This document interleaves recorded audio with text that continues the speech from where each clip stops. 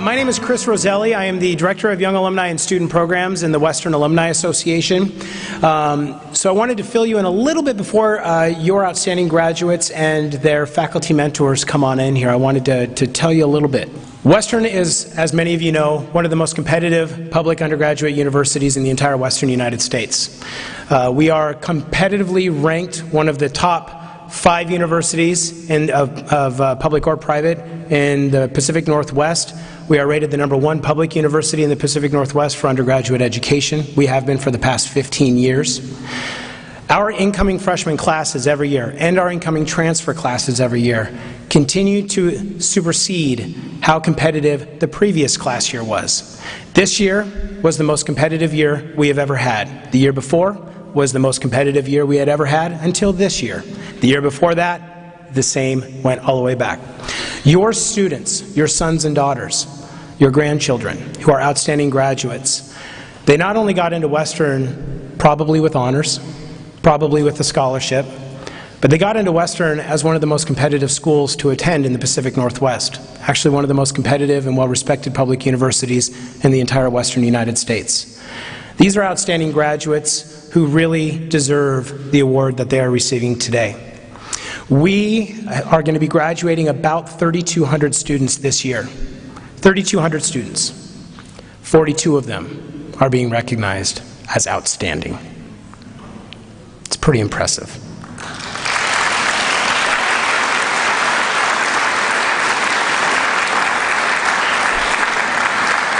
So, I'm going to go outside, see how they're doing, and we will bring them on in, and of course I know that you will give them the unbelievable welcome that they truly deserved, because they definitely, truly worked hard for it. Thank you.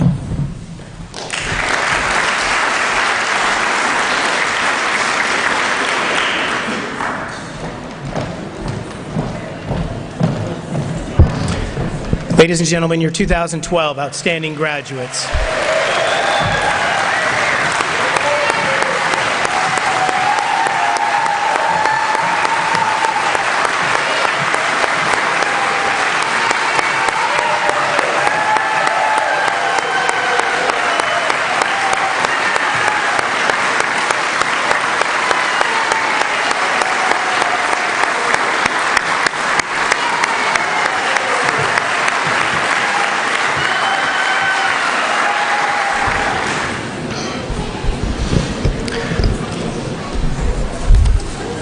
So students, how's it feel? You're done. For now. My name is Chris Roselli. I am the Director of Young Alumni and Student Programs in the Western Alumni Association. That's for him, not for me.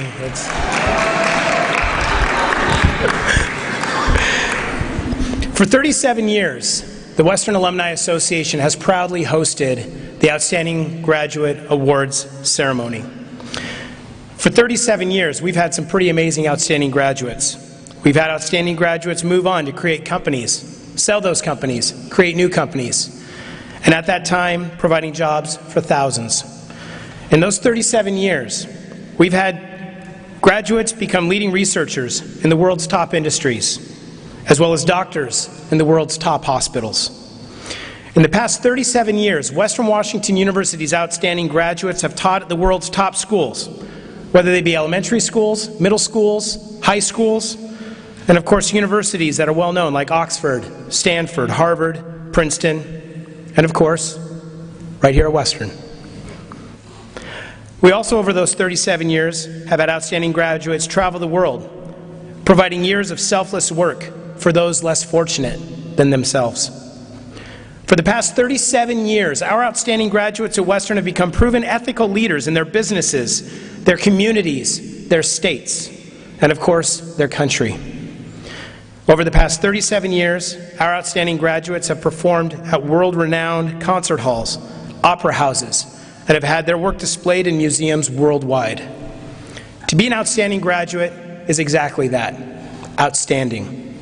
For 37 years, Western has graduated students who have benefited our world, impacted our world, and have changed our world for the better. The Outstanding Graduate Award Ceremony, however, doesn't just recognize our amazing students. It also recognizes the faculty that sit next to you here today. It is perhaps the first time, maybe, that you as students saw somebody who was more accomplished and smarter than yourselves. Of course, that'd be your professors. These faculty sit with you today because they are inspired by you. They're also proud of you for the hard work that you've done. But don't ever forget that you're here because these faculty are here with you, and the opportunities that they have provided for you in your time here at Western, the connections that they offered you, and of course, the wisdom that they have shared with you over these years.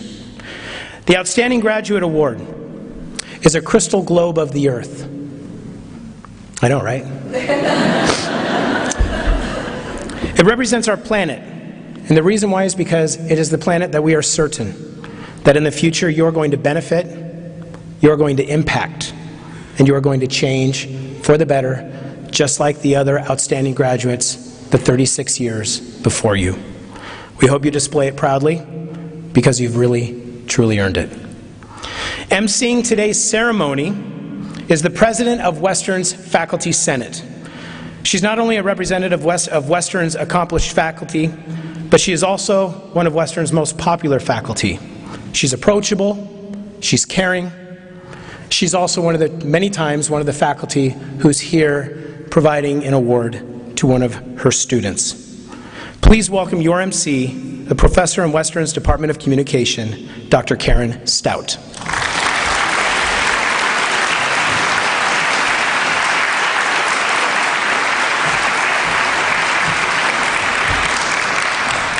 Give me just a second, I have to pull out my notes.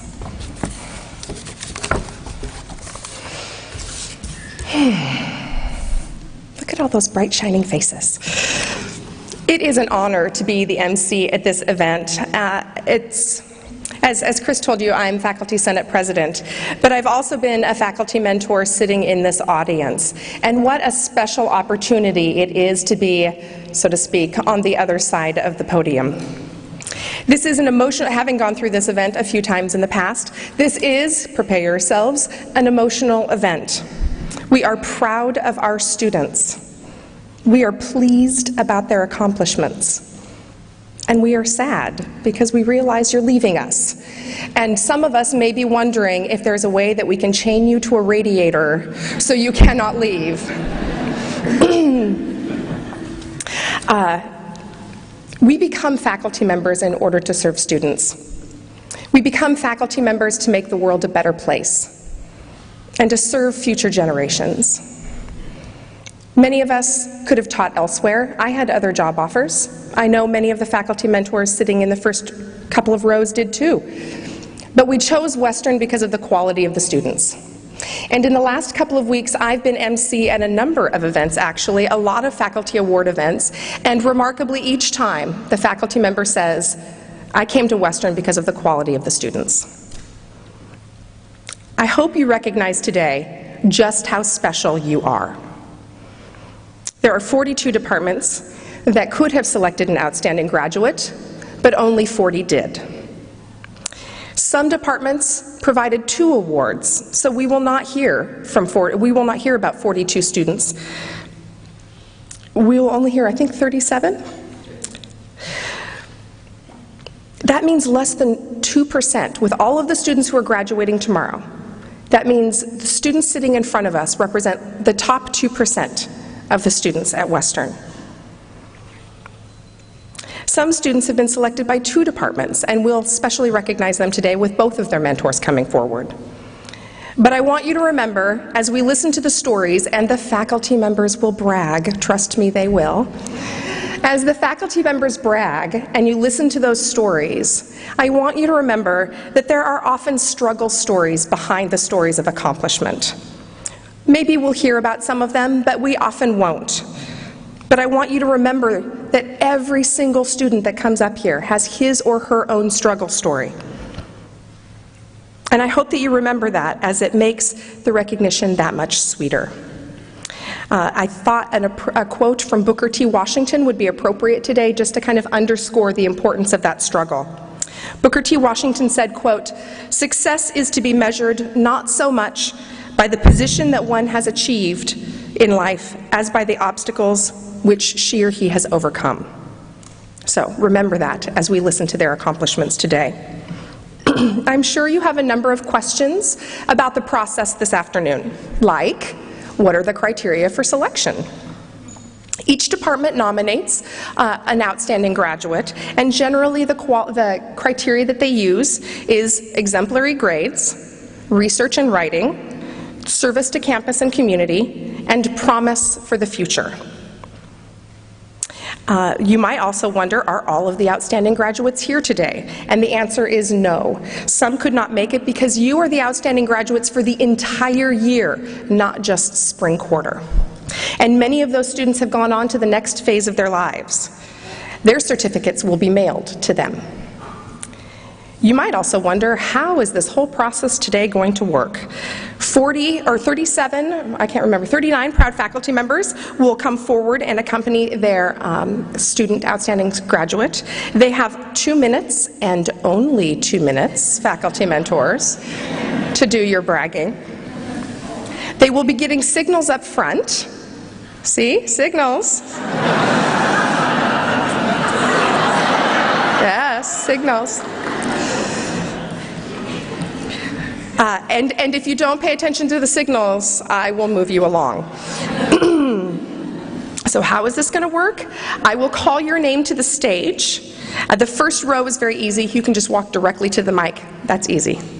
For the second and third rows, the people at the very end of the aisles can walk directly to the microphone, but those who follow after will get on deck. And there is an on-deck circle over here for the students who are coming to the left. And we will go about halfway down the row from the left, and as one student moves forward, the next student and his or her mentor will get into the on-deck circle, and then we can just proceed and hopefully move smoothly. And when you and your faculty mentor are done, you're just going to go right back to your seat as you came.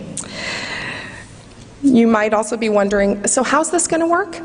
And Brian Sibley, Brian, right over there, wave Brian, he's going to help us. I promise practice makes perfect, and by the end we'll get it down. But Brian will help direct you to where you need to go. You might also be wondering, what do I do when I graduate? I don't know, but I really don't know. But I will hold office hours and schedule an appointment for you if you really need some assistance. But I think, because you're outstanding graduates, we don't have to worry at all. So let's get started. The first outstanding graduate today is Tracy Marie Sager from accounting, and she is accompanied by her faculty mentor, Audrey Taylor.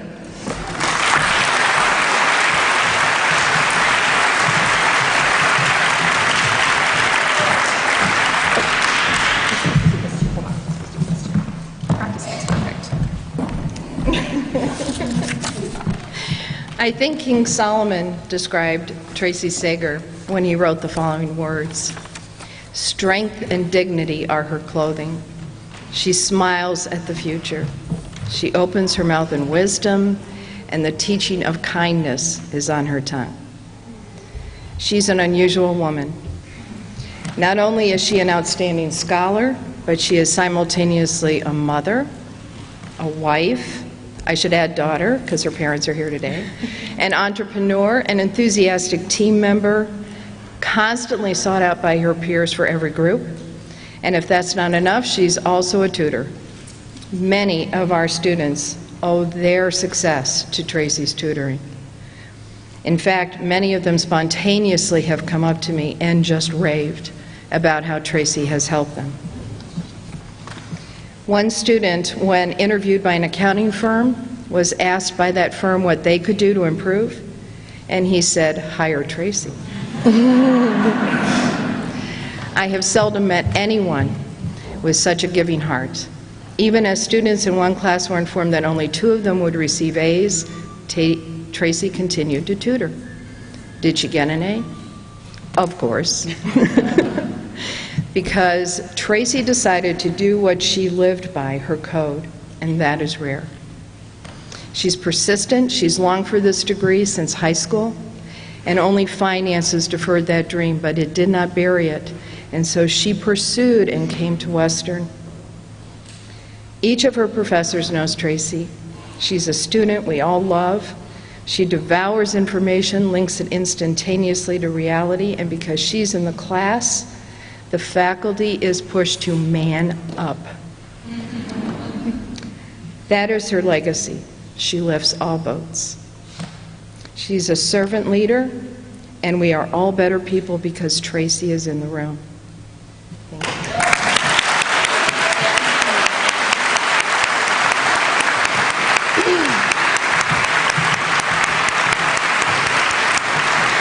Congratulations, Tracy. And the next honoree is Bailey Elizabeth Schultz, accompanied by Jean Armstrong from American Cultural Studies. Please come forward.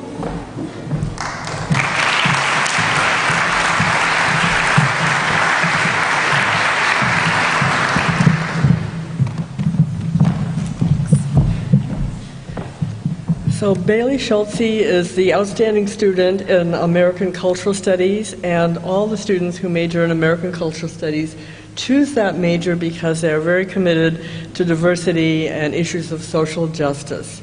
And Bailey exemplifies that commitment.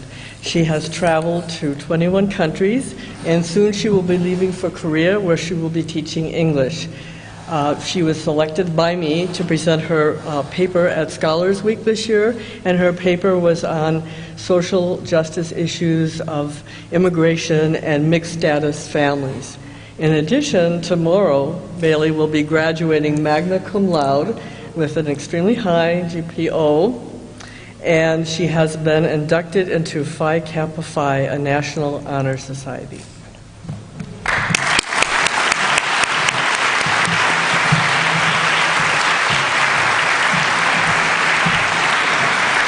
And the next outstanding graduate is Aaron Michael Stair, accompanied by Alejandro Acevedo from Biology.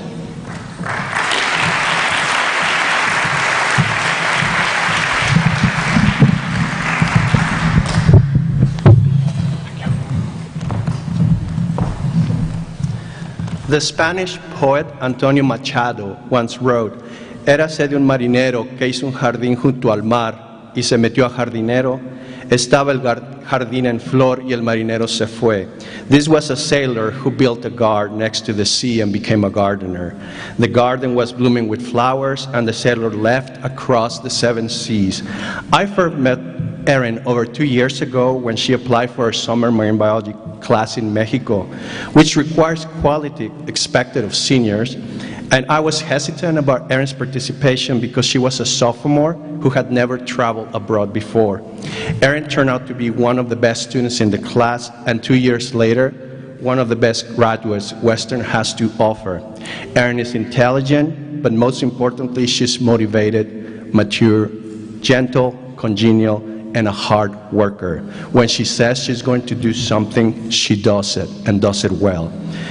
Be it taking challenging upper-level or honored courses, be it studying crab larvae in the prestigious Research Experiences for Undergraduates program, be it conducting research on harbor seal predation at Whatcom Creek, be it mentoring beginning undergraduates in the conduction of research, be it unfailingly attending our departmental seminars, be it inspiring fifth graders through the Compass to Campus program, be it volunteer at elementary school in Olympia, be it playing for Western's rugby team. Erin has always acted responsibly and with poise. Active minds changing lives. It is hard to imagine that in 2 years, the shy and relatively insecure student that I met has become a confident and skilled beginning scientist. If you talk with Erin, you would notice that she articulates her thoughts extremely well and that she's a critical thinker. The combination results in a profound conversation between colleagues rather than a lecture from professor to study. Yet, what reminds me of Western motto, it is not only Erin's life that has changed through her experience at Western, but most importantly, the lives of those fortunate enough to interact with her. I do not know for which seas Erin is departing, but I do know that wherever she lands, she will build a garden that will bloom with accomplishments and wonderful memories, just like the one she built here for us. Thank you.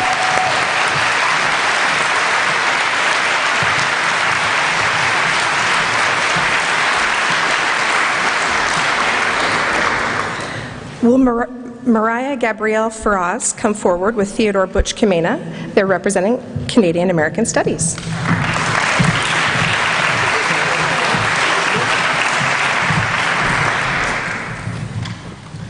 It is my honor to introduce Mariah Faraz as the outstanding graduate in Canadian American Studies this year. I've known Mariah since she was a sophomore when she took an introductory Canadian American Studies class for about 175 people, and yet still got to know her there, and have had the honor of watching her grow as a student, as an academic over these last couple of years, right up to this morning, when she successfully defended her honors thesis. So this is quite a day. Over that time, I've been able to see and help Mariah. She's written very analytical yet practical papers in regards to Canadian studies. A paper in a political science class about how climate change is changing Canadian foreign policy. And her thesis dealt with Aboriginal self-government in Canada and the nature of that. She has been a very dependable teaching assistant to me in that Can-Am 200 class this winter. But more than anything, I'm impressed from the beginning and even to today by her maturity. It showed through in class. It showed through in the detail and attention she paid to work in her papers. And it showed through in Canadian Studies. We have a lot of people that come to campus, a lot of dignitaries, a lot of visitors, and the poise that she interacted with those people on a regular basis never failed to impress me. She was the winner of the Krejci Scholarship in our department last year, and she has been an exemplary representative of Canadian American Studies at Western, and as such is a deserving recipient of the Outstanding Graduate Award.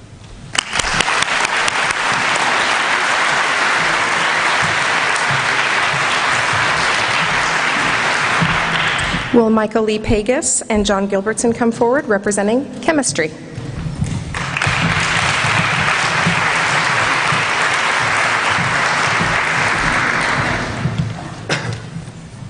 All right.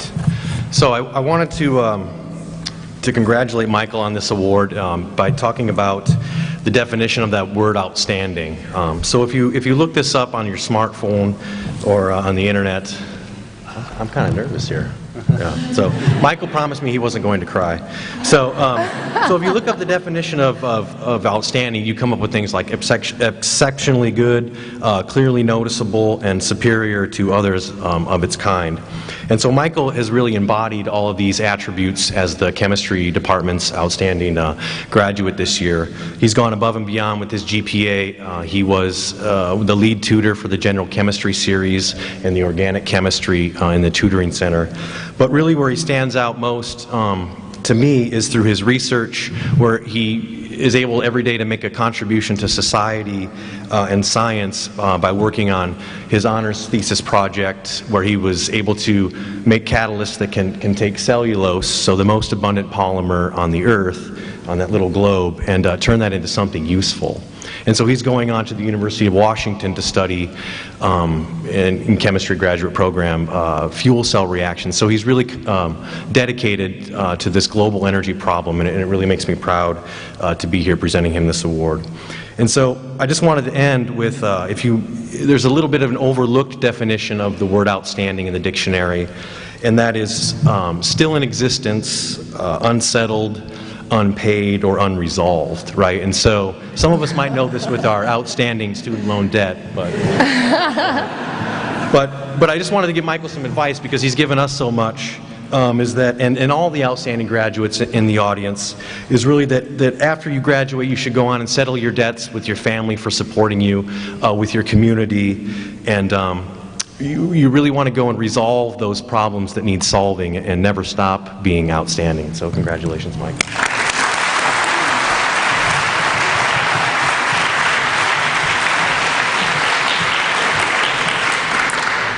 Aaron Craven, please come forward with Dr. John Long Wong from the Department of Communication.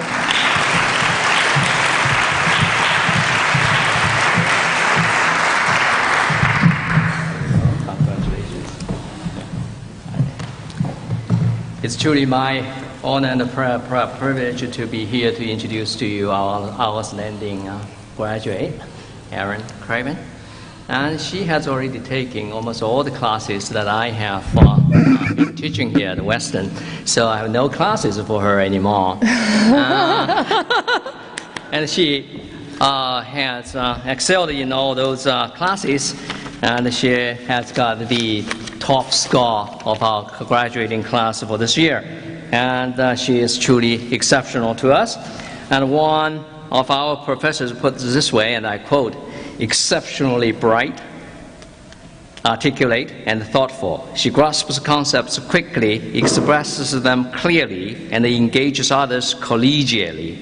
And she also has an excellent eye for detail and always goes the extra mile to submit outstanding work. In addition, he has a good sense of humor, a friendly disposition, and an orientation towards the well-being of others. And the well-being of others, indeed. And she has been heavily involved in the community services here on campus as well. So another of our professors says, and I quote again, "She was a model of active listening. She worked well with her talents, teammates, and the community partners, and she constantly strived to put into practice what we were learning." So her most salient community involvement at Western included participation in Campus to Campus as youth mentor, intramural sports, and that includes volleyball and softball, and intern at the Western's athletic department. Yes, and her internship at Western inspired her to find her career orientation, and that is in the area of business for sports in youth development and community outreach. So she is truly a community, excellent server for the community members and caring for the others. And because of Erin, and we're all being served well. Mm-hmm.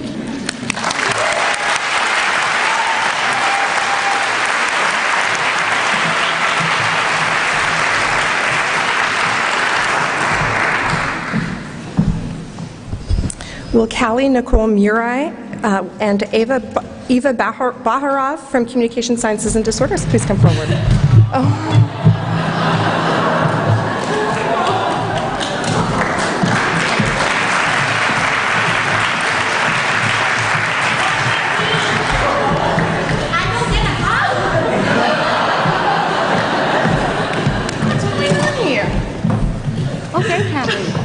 She's got the whole world in her hands. Callie is a person of passion and discipline. In her honors thesis presented a few weeks ago, Callie described her pilgrimage last summer through the Camino de Santiago de Compostela, which is an 800-kilometer pilgrimage route in northwestern Spain, following the footsteps of the apostle St. James. When St. James made this journey, he was driven by passion and discipline. The passion was his faith, and the discipline was that of his daily endless walk. When Callie followed in his footsteps, she too was driven by passion and her discipline. Her passion to learn about herself and to explore the world around her, and literally with just her clothes on her back, and the discipline to walk and walk and walk and walk for about 30 kilometers each of 27 days. Callie is graduating from Communication Sciences and Disorders. It's a field that prepares students to become speech-language pathologists and audiologists. This field combines both an art and a science. The art is the passion. It requires creativity, flexibility, thinking out of the box. And the science is the discipline. It requires fastidious rigor and unrelenting dedication in the pursuit of knowledge. So today I'm presenting to you Callie Murray, a woman whose passion has driven her to study the field of communication sciences and disorders, a woman whose discipline fostered in her the tenacity to follow an arduous journey to graduation. With her strong background in Spanish, Callie sees herself working as a bilingual speech-language pathologist in a medical setting who travels to developing countries, and with her passion and discipline, I know she would get there.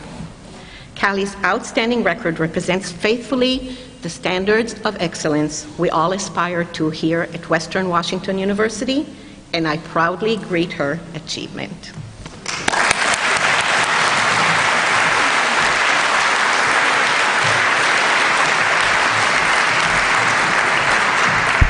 And will Morgan Lynn Jade and Billy Lindsay come forward representing Community Health?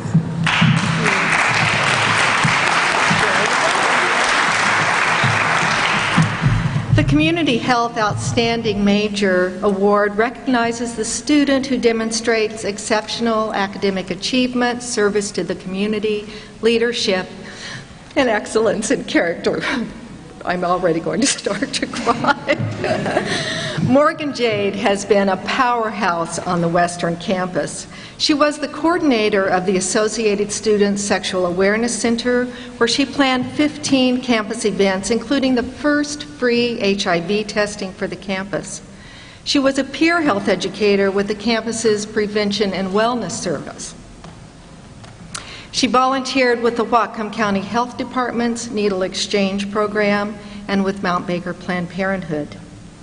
With classmates, she developed a heart disease prevention program for Hispanic middle-aged men for Hope Heart Institute in Bellevue, as well as a social marketing campaign, Real People, Real Answers, for Whatcom Alliance for Healthcare Access.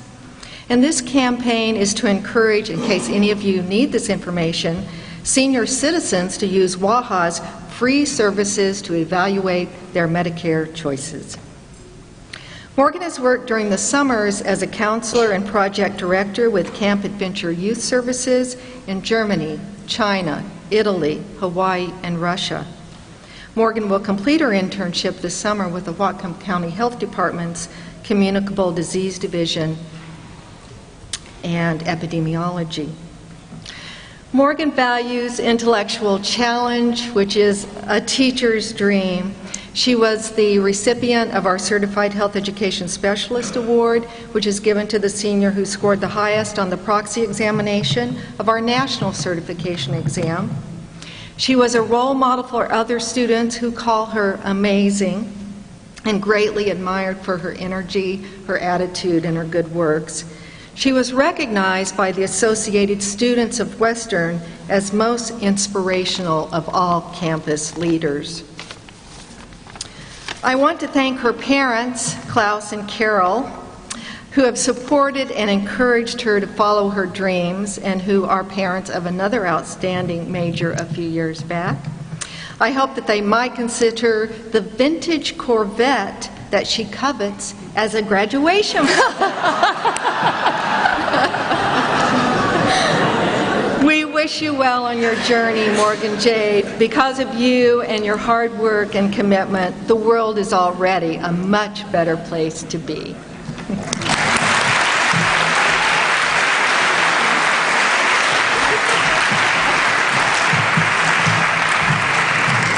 Will Joshua Gilbert Stein and James Hearn from Computer Science please come forward?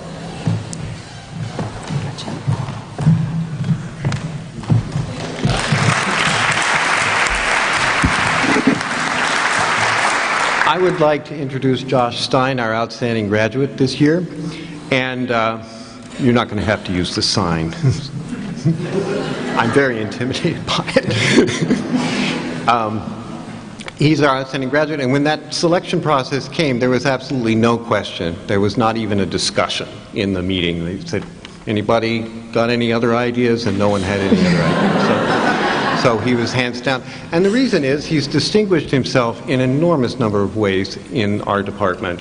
First of all, he distinguished himself because we would give him very difficult problems to do, and he would wander down to the lab, and we would expect him back in hours, but he'd be back in a few minutes and say, well, now what should I do? I mean, he's a very smart boy.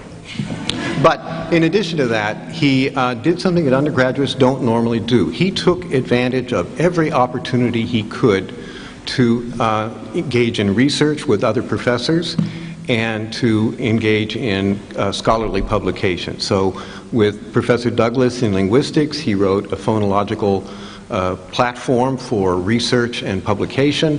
And thanks to his efforts, Western now hosts the most sophisticated site in the world. And it'll only get better if we can find someone to work on it after he leaves. With me and another graduate student, he recently contributed to a very difficult paper on encryption, and that is now currently under submission. We don't know whether or not it will be accepted, but he did write a paper with Professor Douglas, which was accepted. So he's published in computer science. Finally, with me, he's also written something very different. He's involved in studying classical Chinese using these algorithms he's devised, and he's a very accomplished person altogether. Thank you.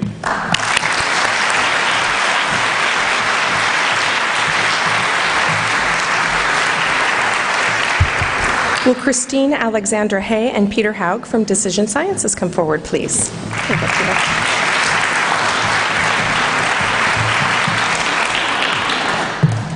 Christine Hay is the outstanding graduate of the Department of Decision Sciences, but she majored in manufacturing and supply chain management, MSCM as we like to call it. 7 years ago, I was here honoring Kristen Swan as an MSCM and outstanding graduate.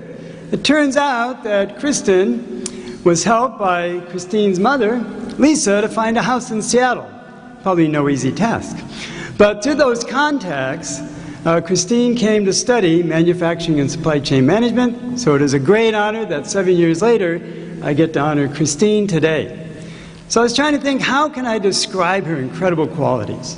And I thought, aha, I teach a lot of acronyms. So why not use the acronym of her degree, MSCM? So I felt, M, she's magnificent. She's an outstanding personality, confident, motivated, intelligent, organized, proactive. S, successful, demonstrated by all of those gathered today, but in her own academic performance, very successful. Very successful working for me as the program assistant for the MSCM program with our advisory board and marketing efforts. Tremendously successful in the 2 internships she had, one at Physio-Control and one at Microsoft. And not an easy task to get into Microsoft. Now she has a stellar career that she's begun at Physio-Control Corporation. C, cheerful. Very outgoing, happy, fun. It's always a wonderful time to spend with Christine. I always felt that every day was better and brighter whenever I had the chance to talk to Christine in my office or on any occasion. M, memorable. We go through many students in the course of our teaching, but there are very few that I think we remember for years in the future. And I know I will know Christine for the rest of my life, both personally as a friend and alumnus, but also professionally in her career and engagement with our program. So it's been a great pleasure on my part to have Christine in my classes.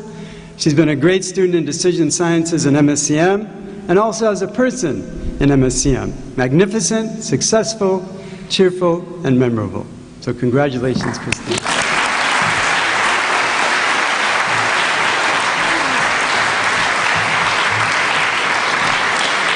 And will Amelia Yeager and John McLaughlin from Environmental Sciences please step forward? There you go, John.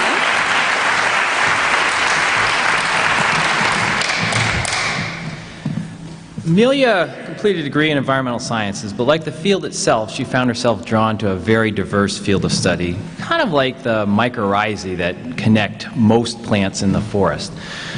She did the hard and dirty, difficult, complex work of an environmental scientist when she worked for the Bureau of Land Management, evaluating or helping to evaluate the aquatic conservation strategy for the Northwest Forest Plan, which is arguably the most ambitious, perhaps most effective conservation plan at an unprecedented regional scale.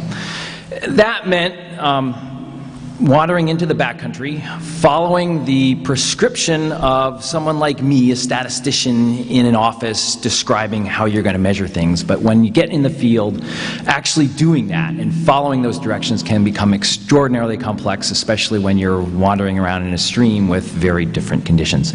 She did it. She loved it. She's going back. She also found one of her true passions is food. And by food, I mean making food real, as in from living things, and making it accessible to those who really need it.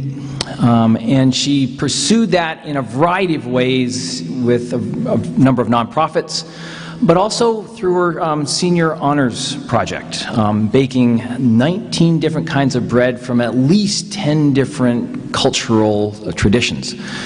And she downplayed that and questioned its relevance to environmental sciences. And so I'd like to leave you with a quote from my favorite bread book. "You may think this is making too much of a simple matter. In industry, everything that bread making has been reduced to chemical and mechanical procedures, which is why some bakeries can produce 10,000 loaves an hour.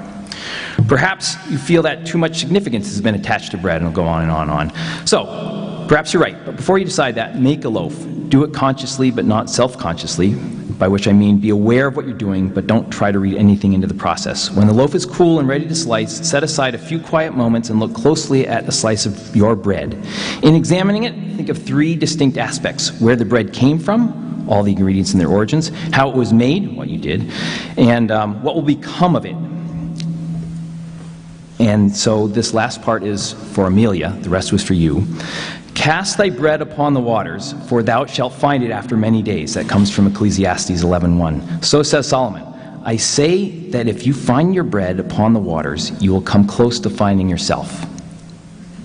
I think you have, and you will.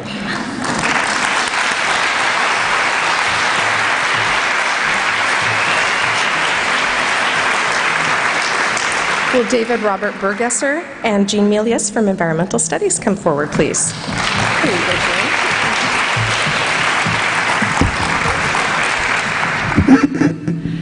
David Burgesser leads through excellence. He is simply always the best student in every class. I've had him in classes that involve negotiation. I've had him in project classes, in classes where reading and writing is what we do. He's one of the best writers I've ever known, and he rises to every challenge with grace and humor.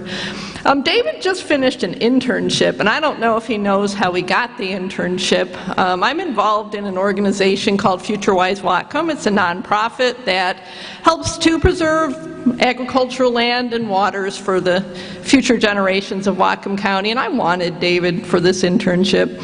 So I said, "Wouldn't you like to do an internship?" And being David, he said, "Sure." And it turns out not only was he not paid, but he didn't need credit. So he just did this internship because he wanted to help out and because of who he is.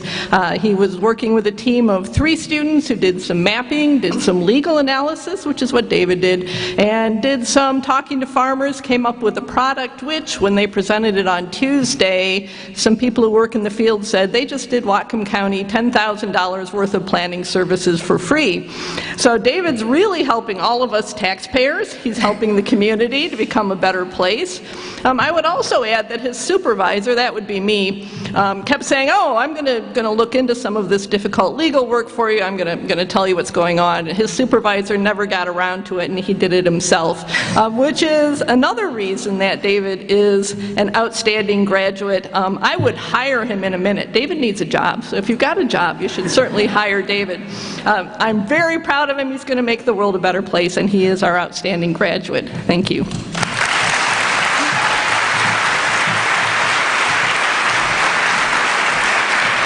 Will Ian Nelson and Kristen Paris from East Asian Studies come forward?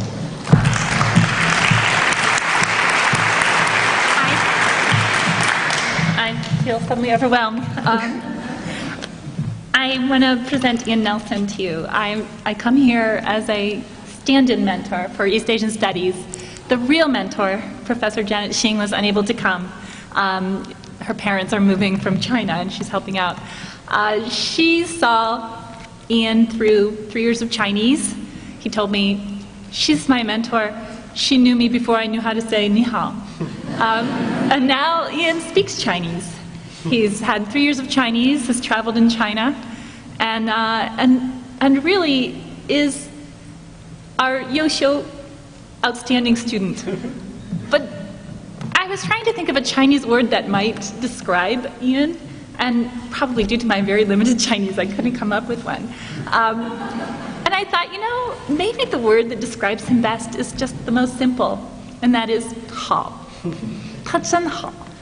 He's really good. He is really good. He not only studies Chinese and speaks Chinese, and after all, hey, 1 billion Chinese people speak Chinese, right? What's so great about that? But he's learning Chinese characters, and he's really internalizing them so that when I put a slide up on my Chinese politics class for them to see Ai Weiwei, the famous Chinese artist, and there were some Chinese characters in the background, which I didn't expect anyone to really notice or pay attention to. Later in the classroom, Ian asked a question that made it clear that he had read the characters, because Ian reads Chinese, and he just reads it the way you would read a language. He can't not read it. So Ian knows Chinese, is learning to read Chinese and write Chinese, but more than that, he has a sharp analytical mind. He has the ability to raise the level of learning in the classroom. Students notice it. They spoke to me about it. And what makes me really happy about Ian is that he will continue learning Chinese. He will go to China, and he is, I think he's a 外国人 that we really need to have in this world. One who will, through his gentle nature and his sharp analytical mind, help to build bridges across the Pacific. So thank you, Ian.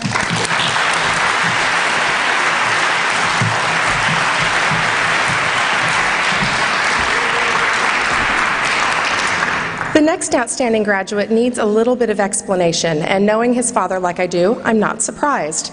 Our next outstanding graduate is Aristos Alexander Hudson, and he's being accompanied by 2 faculty mentors because he was selected as the outstanding graduate in 2 departments. So will Aristos and economics professor Daniel Hagen and mathematics professor Branko Kurgas please come forward.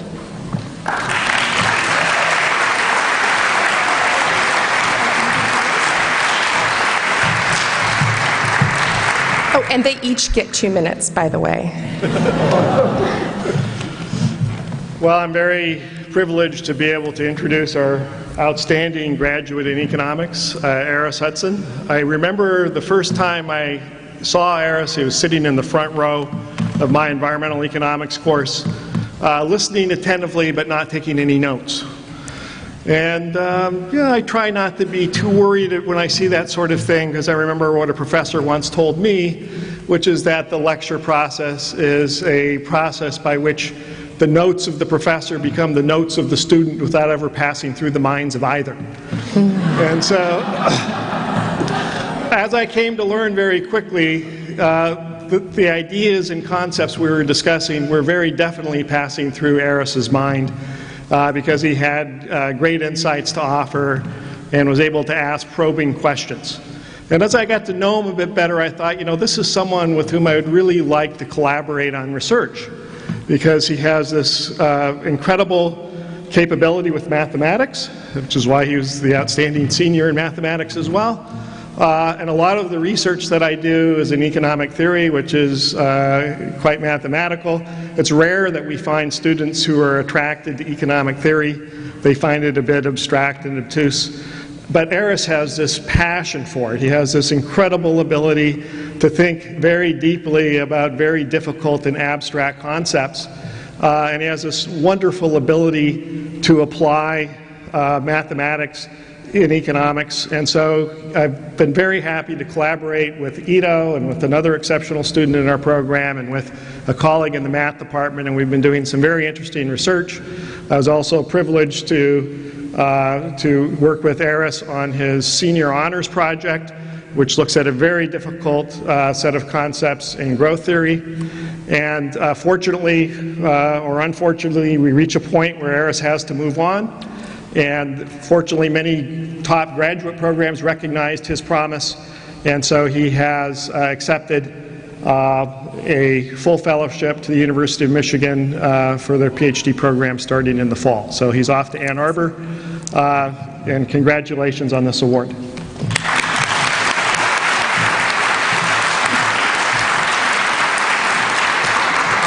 I'm here to defend sort of math department, because some might think lower about these combined degrees. But Aris's math degree is as strong as, or stronger than all our graduates. So he has earned 27 credits in 400 level courses, while only 19 is required.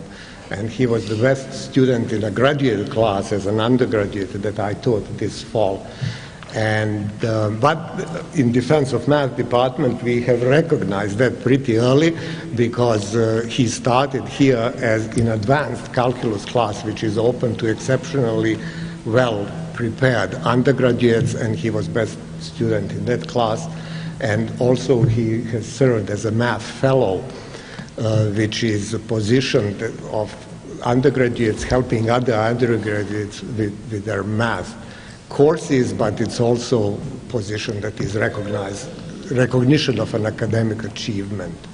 And so it's a real pleasure to see him go to Michigan economics program, which is, by the way, one of the 12 highest rated economics programs in the country, and it's a real pleasure to see our students being able to compete at that level. And so let's wish him all the best, that we prepared him well.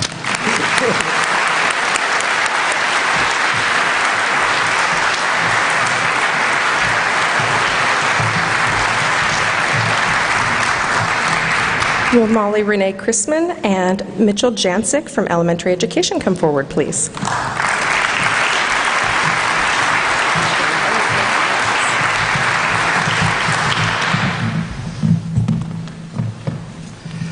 It's a tremendous honor and a distinct privilege to introduce and acknowledge Elementary Education Department's outstanding graduate for 2012, Miss Molly Chrisman. First, I want to thank her parents for sharing her with us for these last few years. She's been a great joy and pleasure to work with. Just about a year ago, I met Molly for the first time outside of a colleague's office, and she was here doing some reconnaissance. She was checking out to see just what this internship, this year-long internship, was going to look like. So she was finding out what she had in store for her. She came to us with a very focused, laser-focused desire to serve children in this state as well as around the world. It was particularly gratifying for me to learn of Molly's commitment to education for sustainability and to watch her put her love of our physical and social ecology into practice through the creation of sustainability-themed units of instruction. Her work was exceptional. Molly has gone on to complete her year-long internship experience in an exemplary fashion. She co-taught a group of fourth grade students with a very knowledgeable and supportive mentor teacher, Mr. Todd Hausman. She did a tremendous job of learning about each of her students and providing outstanding standards-based assessment-driven instruction. She also had the opportunity to be in the first group of teaching candidates in Washington State to complete the state's newly mandated teacher performance assessment. She completed that task in exemplary fashion as well. Thank you, Molly, for choosing to come to Western. We've all benefited by your presence. You are the outstanding graduate of the elementary education program. And she has a job.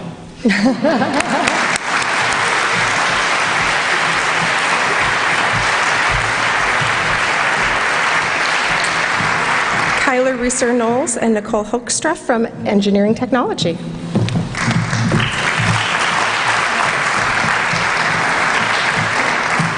I'm pleased to present Kyler as the outstanding senior from Engineering Technology for the reasons that she mentioned at the beginning, for the criteria for selecting students, intelligence. All of the outstanding graduates graduated with really high GPAs and with honors, but the challenge level that Kyler took on throughout the program was really exceptional. One of the things in engineering is the students really get to select their own projects as they move into the junior and senior year, and he always took on the most challenging thing. Research was the second criteria. Because Kyler likes to be challenged, engineering wasn't hard enough, so he went over to chemistry. And he decided to just learn a whole new discipline, and he's actually lead author on a publication for the American Chemistry Society for his senior project developing polymer catalyst films for fuel cells. It's going to be coming out next year. The other category is promise for the future. He has a job. He is actually getting married in a month, moving to Mississippi, and starting a PhD program in polymer science and engineering with an alumni of Western who is a faculty member there. So talking about alumni who go on to teach at top schools. But honestly, when talking with other faculty about why Kyler was chosen above all the other students in our department, we have 500 majors in ET, so it was pretty selective, was because he's such a great ambassador for our department, for our profession, and for our university. In the department, he was an officer of both plastics and composites engineering student chapters, doing lots of activities for that.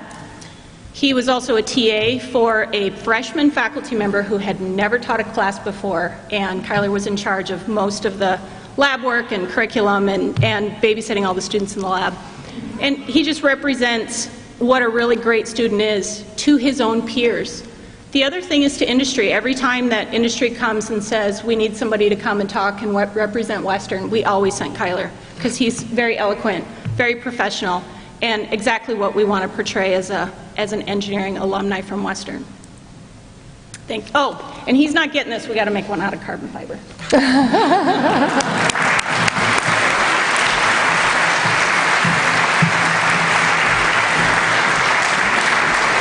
Tess Anastasia Griswold with her faculty mentor, Kristen Mahoney from English.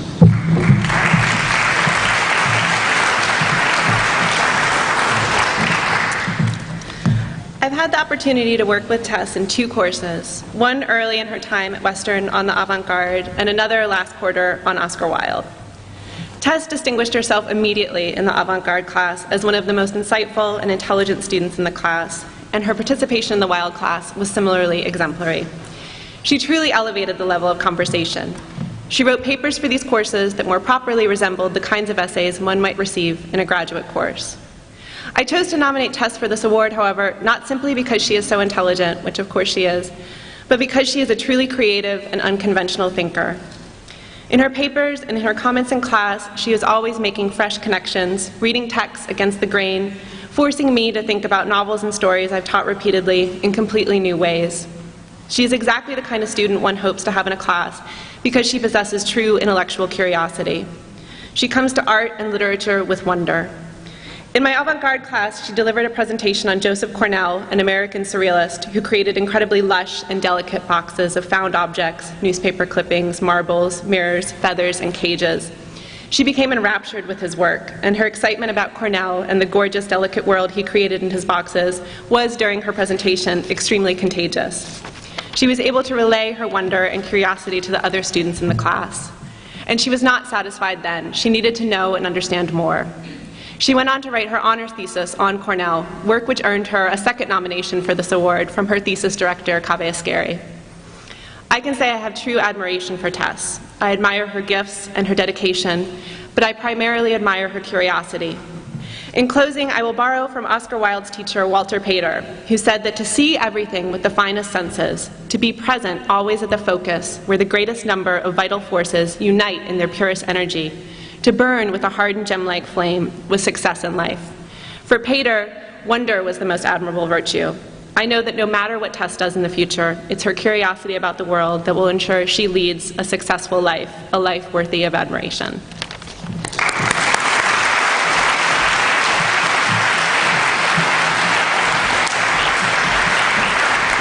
Brittany Rochelle Lavriviere and Earl Benson from Finance and Marketing.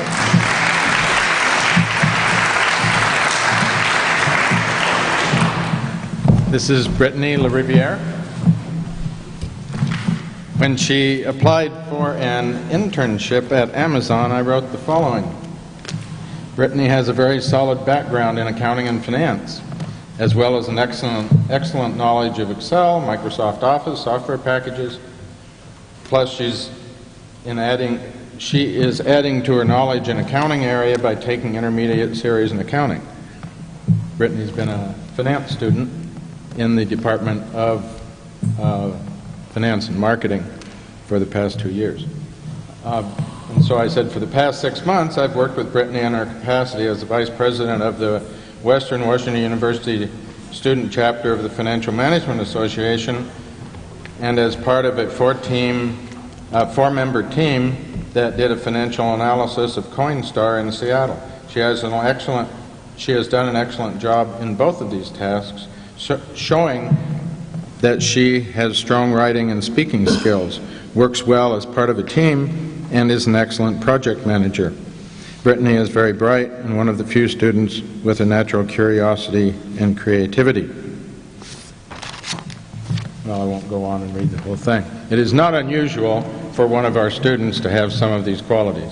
What is special about Brittany is that she is the one student who possesses all of these qualities.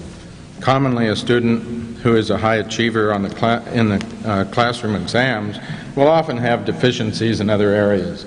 Often these superior students are somewhat aloof. They sometimes are socially clumsy. They display quirky tendencies. We often call that being a nerd. Well, not Brittany. She's not only brilliant, she's also very friendly, like the girl next door. She works well in groups, is a good task manager, and is a person you would choose to be on your team, just because she adds that something extra. She's worked several areas in the college. She's worked in the dean's office.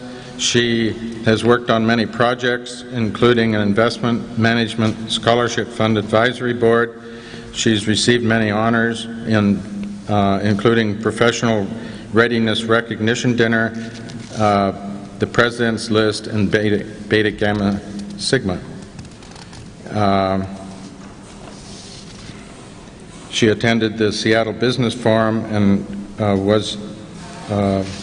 did this in connection with the scholarship that she received. She's also been the Vice President of the Financial Management Association and has volunteered as a finance tutor, as many of the outstanding graduates have, you've already heard, have volunteered as tutors. And lastly, she attended the Finance Leadership Conference in Chicago, where she visited the Chicago Mercantile Exchange, the Chicago Board Options Exchange, Federal Reserve Bank, and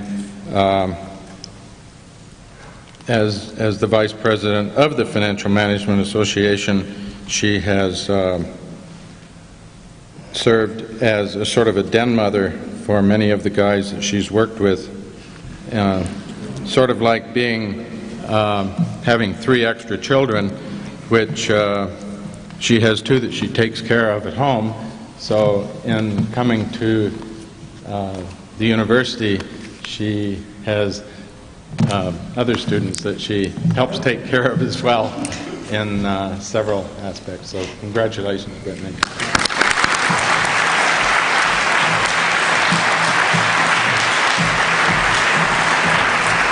Skylar Mavor and Pete Stelling from Geology.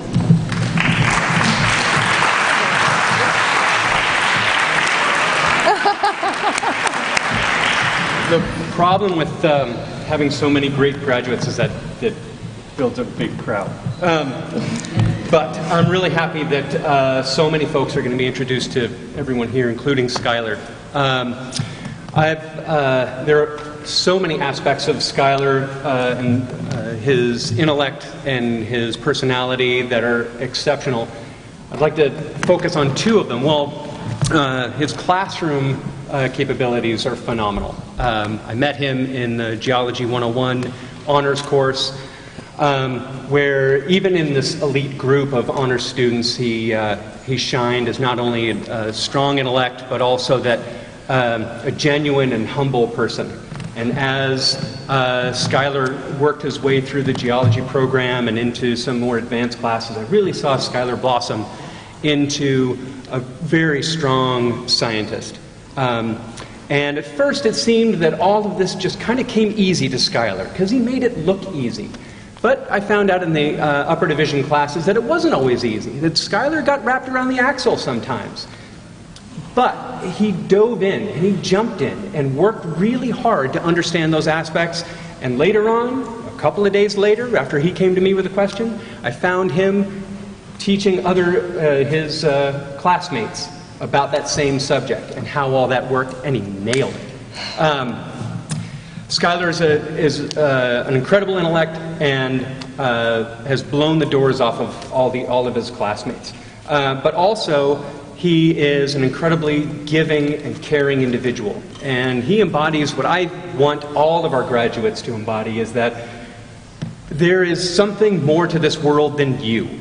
And he gives to the world. In fact, he has been the president of the Associated Student Surfriders Club, which is an environmental organization dedicated to preserving water quality and coastal habitat. Also, he leads trips for the Outdoor Center, and he's also a member of the Bellingham Search and Rescue Club, that a team that goes out and volunteers efforts whenever there's a rescue that is needed.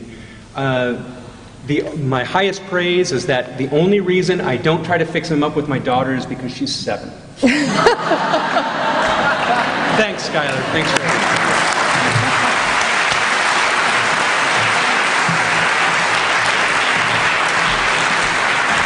Tyler Evan Bishop and Stephen Garfinkel from History.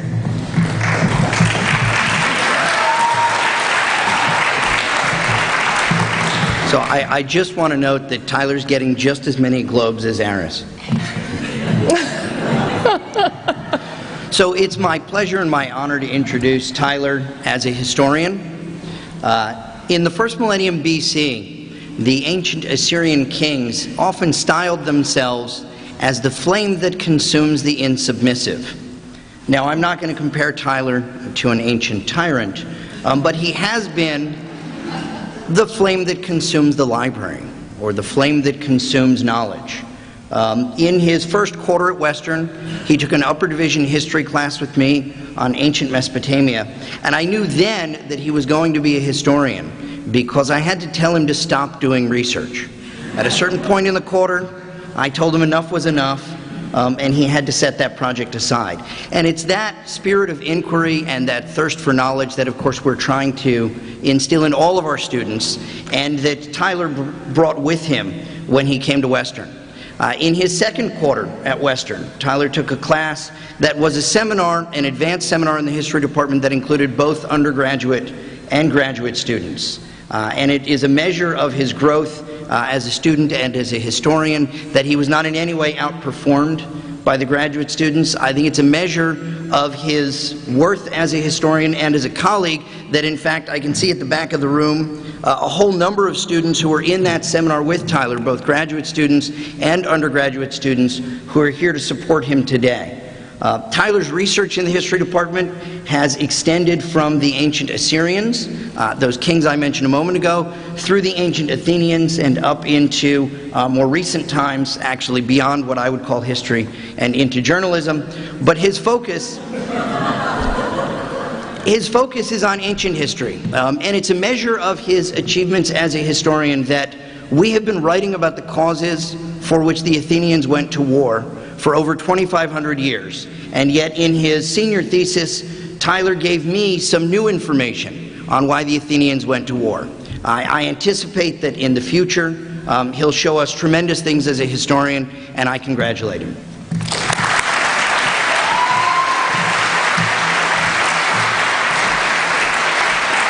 Carly Julisse Schmidt and Diana Jones from Human Services.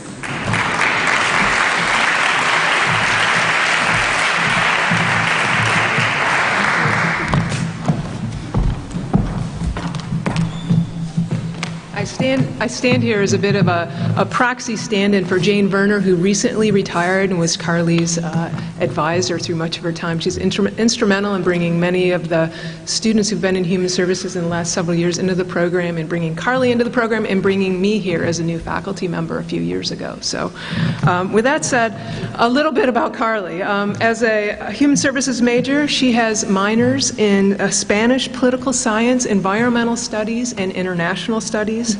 She'll be graduating from Western with a 3.98 GPA.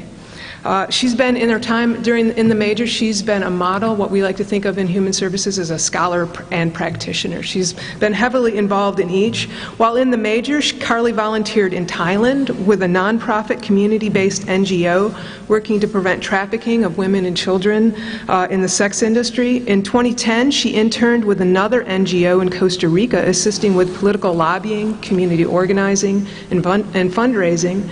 In 2011, she traveled to Africa, where her field experience included working with children at an orphanage in Ghana, and she also interned locally here in Whatcom County with the American Red Cross. This year, Carly also worked with me in some scholarly capacities. She was my research assistant on the Whatcom County Faith in Service study, and she presented 2 projects at Western Scholars Week. One was a team-led evaluation of Western's Ethnic Student Center, and the other was a paper on international aid that she presented. In short, Carly has raised the bar for students in the major, both in a scholarly capacity and in a field engagement capacity. Her next steps will include AmeriCorps, followed by working internationally for global environmental and social justice through international community development. So thank you so much, Carly, for being my student over these last couple of years, and congratulations on being the outstanding human services.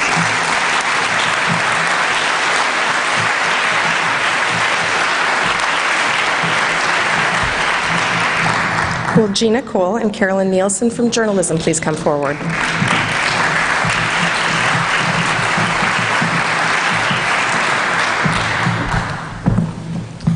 We hear a lot of doom and gloom about the future of journalism these days, and while it's true that our industry is changing, it's really more vibrant and more versatile than ever before, which is why I impart on my students the absolute imperative calling to find their own opportunities. As our 2012 Outstanding Graduate for the Journalism Department, Gina Cole has embodied this mantra of make your own opportunity. She showed early on that she possessed the creativity, leadership, and drive to succeed in this highly competitive field. Wednesday was her first day on the job as a reporter for the Skagit Valley Herald. Good job. Gina made a strong impression in the department early on when in her very first 200-level writing course, she wrote a story about the Bellingham Farmers Market that ended up with almost no editing on the front page of the Bellingham Herald, our local newspaper. While consistently maintaining a very high GPA, Gina also sought out opportunities outside of the classroom. Her love of radio drew her to KUGS, our campus radio station, where she developed her own radio program so she could interview authors on air. As a reporting intern at the Port Townsend Leader, Gina regularly impressed her not easily impressed editors with her talent and her sense of initiative.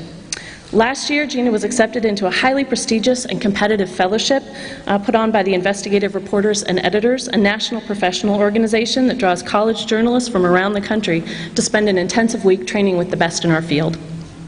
This fall, as the editor-in-chief of our campus publication, The Western Front, her leadership raised the publication's standards both in terms of diversity and ethics, and the newspaper won the prestigious Society of Professional Journalists Mark of Excellence Award for Best Non-Daily Collegiate Newspaper in the Pacific Northwest. As a former reporter and editor, I'm passionate about the ability of journalism to make a positive difference in the world. It's easy to find flaws in today's news media, but it's difficult to be a journalist who does it better. My colleagues and Gina's classmates would join me in recognizing that Gina represents the best of this field and a very bright hope for the future of journalism.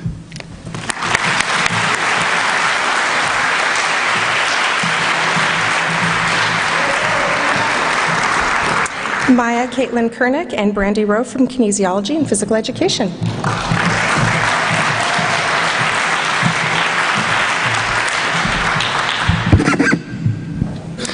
Maya Kernick has achieved a very high GPA while acing all of our classes in kinesiology and also at the same time earning a chemistry minor. She is intelligent, articulate, and compassionate. Maya has dedicated herself to preparing to be an effective guide for people on the plan to improving their health. She has a particular interest in combining exercise and nutrition to help prevent conditions like type 2 diabetes and cancer.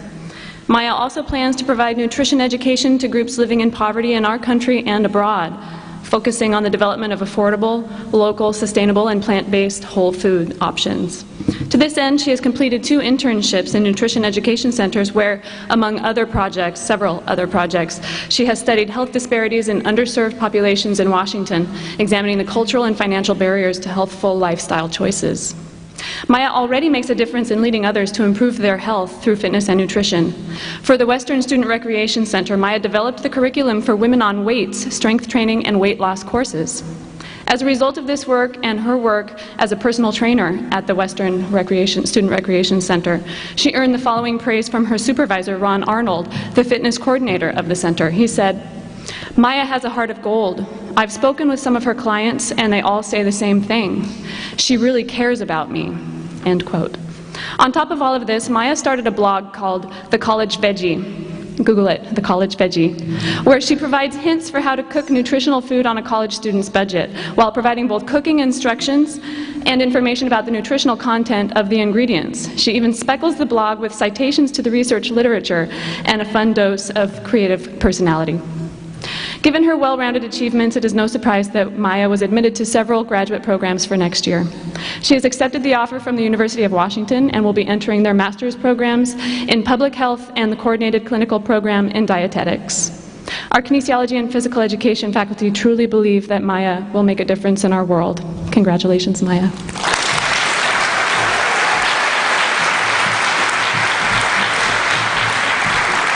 Yuving Kwan is accompanied by Robert Stoops from Liberal Studies.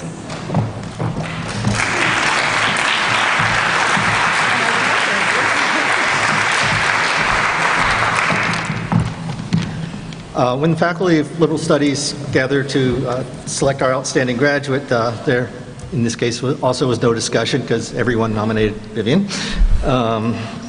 We had a number of high-achieving students to choose from, but she is the one who's both excelled academically and taken on a number of leadership roles, both formal and informal, in the department and in the larger student body.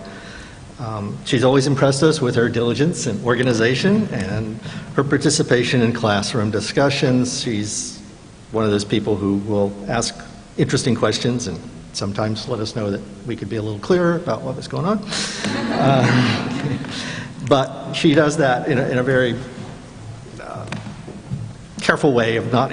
She'll wait for other students to say things before she, makes her contributions. Okay, she's consistent in her support of fellow students. I've seen her very informally tutor other students, and she's also volunteered to work in the international students with the international students in the Asia University America program. Earlier this year when I taught a freshman seminar, and they came up to talk about study skills, Vivian volunteered to come. She gave some practical information, but I think really the contribution she made was to show an enthusiastic learner, and that probably was the best thing that could have happened to them. Okay. She's been active in the Chinese Student Association, and last week received an award for academic achievement and leadership from the Ethnic Student Center. She's been the vice president of Phi Kappa Phi. She's always getting students to do things. So recently she organized an Associated Students Club for the humanities majors, and we're going to miss her. So.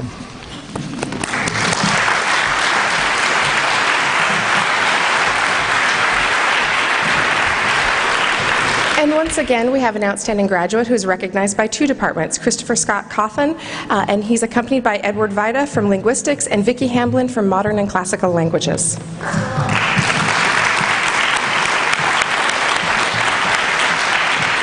"2012 was a great year for outstanding graduates with linguistics majors from Western. But Scott stood out even in this great crop of students. Maybe that was because of the the help of the 12 different departments that contribute to the program, the excellent professors that we have. Maybe it was a little bit because of the global warming that we've been having such good crop of students. Or maybe it was because of the excellence that the students themselves brought, all of those combinations. It was easy to pick Scott, though, because not only was his grades the highest, his GPA was almost perfect, he was also the Linguistics Club president. And in that capacity, he brought other students into the linguistics program. He helped bring people from the community as well as the faculty and students together for lectures, almost over 12 lectures on languages from all over the world, from every continent except Antarctica.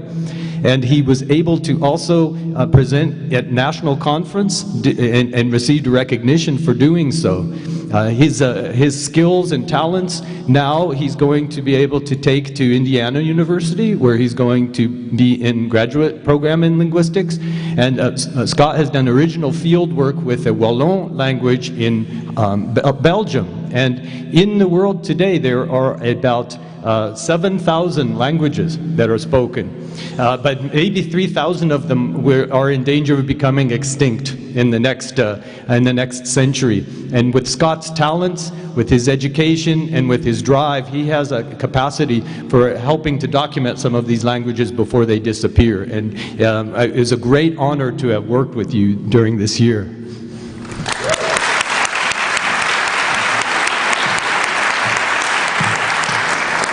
Christopher Scott Cawthon came to Western as a transfer student.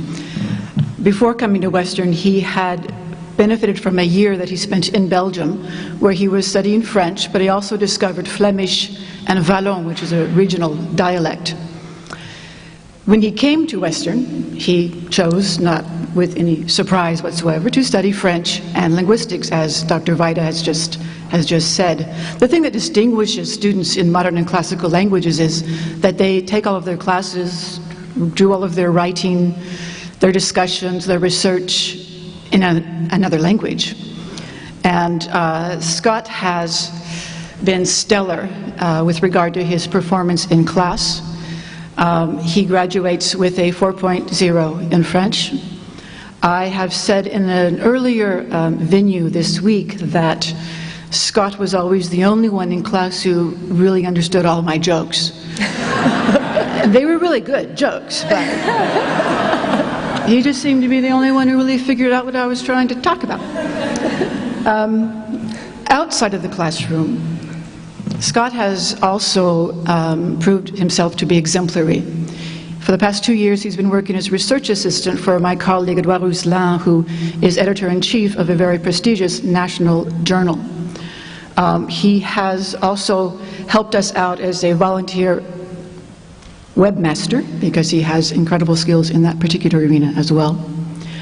And he has already presented 2 research presentations in venues, professional venues.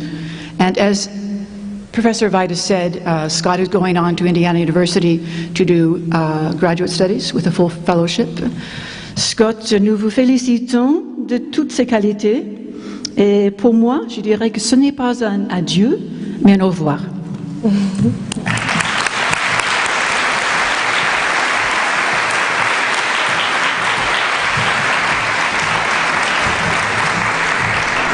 Lisa Sarova and Jeffrey Gilliam from music.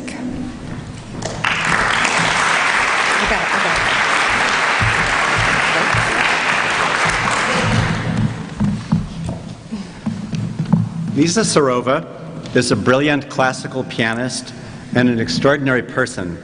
3 weeks ago, right here on this very stage, Lisa performed one of the most beautiful and memorable senior recitals that I've experienced at Western in 20 years. 1 month ago, she played a similar recital at the Firehouse Space in Fairhaven.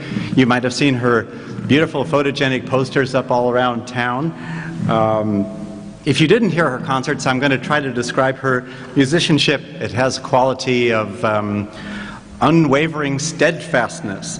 When she performs a late sonata by Beethoven or Liszt, you get the feeling that she's calmly set a ship on course towards its inevitable destination, and you're going to enjoy the process and the musical view of the events. It's a little bit hard to describe, but I believe that her skill, the way she can scope out and pace a great work of music, it's also her personality and the way that she's going to scope her future post-Western. It takes more than great piano playing and solid musicianship to be selected to be our outstanding senior in the music department. She is a transfer student, has only been here 3 years, but in that time she established meaningful long-term partnerships with both instrumentalists and singers. Lisa, who was born in Russia, have found time, for example, in the last few weeks to help one of our American singers master a Mussorgsky aria with all because we don't have someone teaching Russian, so she helped us out there. My faculty colleagues have consistently praised her for her seriousness of purpose, her modesty, and for her emotional maturity.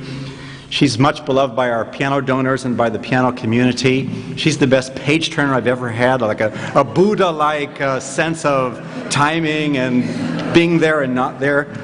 And today, one last point, after the festivities have concluded, when most graduates will be out celebrating or partying, she is requested to return to this stage late at night to do one last recording session of Beethoven and Liszt. So if you happen to be walking by the hallways, you can listen to her.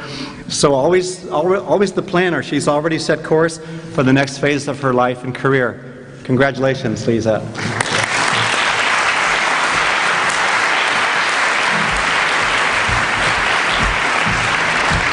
Joseph Michael Fraley Jr. and Ryan Wasserman from philosophy.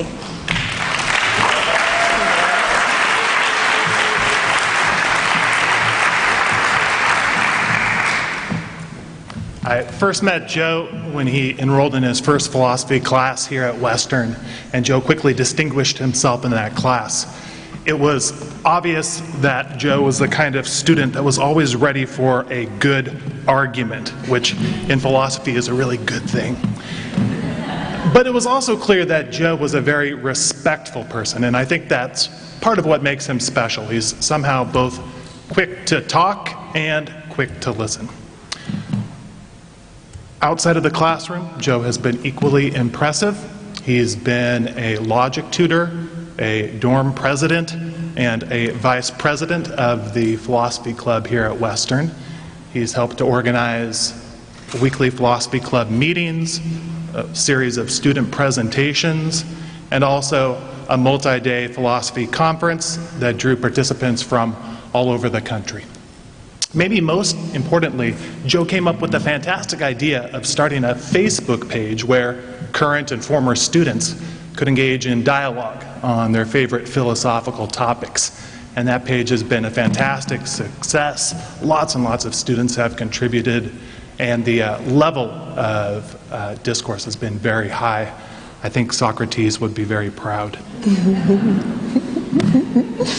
For his academic excellence and work outside of the classroom, Joe has been recognized with various awards in our department, including the Paul Olskamp and Ann Olskamp Scholarship, the Department Tuition Waiver, and now the Outstanding Graduating Student Award. This fall, Joe will be heading off to Colorado to pursue a graduate degree there. They have an excellent philosophy program, and usually when we send students off to graduate programs, we give them our best wishes, but in this case that seems inappropriate because we already know that Joe is going to be doing fantastic, so we don't need to wish him success. Instead, I say, congratulations, Joe, on everything you've accomplished here, and enjoy your success in Colorado.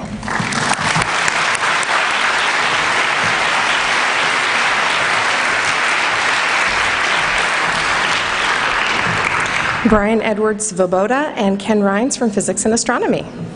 There you go, Ken.